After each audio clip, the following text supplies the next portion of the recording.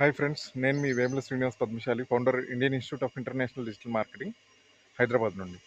Yeah ఈరోజు మనం virtual reality digital marketing గురించి మాట్లాడుకుందాం. డిజిటల్ మార్కెటింగ్లో పార్ట్ అయిన వర్చువల్ రియాలిటీ గురించి మాట్లాడుకుందాం. ఈ వర్చువల్ రియాలిటీ అనేది ఒక డివైస్ ద్వారా, అంటే మనము ప్రత్యక్షంగా చూస్తున్న అనుభవాన్ని కలిగించేలాగా అత్యంత దగ్గరగా, అంటే ఆ దృశ్యం, మనం చూస్తున్న దృశ్యం మన పక్కనే జరిగినట్టు ఫీలింగ్ వచ్చేలా చేయగలగడమే వర్చువల్ రియాలిటీ మార్కెటింగ్ అనమాట.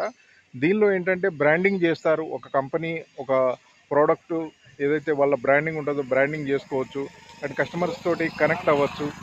అలాగే ఆ, ఆ, ఉత్పత్తి ప్రదర్శనలు, అంటే ఏదైనా ప్రోడక్ట్ కానివ్వండి, ఏదైనా సర్వీస్ కానివ్వండి, దాని గురించి డెమోస్ ఇవ్వడం వల్ల ఏంటంటే వాళ్ళకి ప్రత్యక్ష అనుభూతి, అంటే డైరెక్ట్ చూసిన ఫీలింగ్, ఆ ప్రోడక్ట్ ఎక్కడో ఉంటుంది.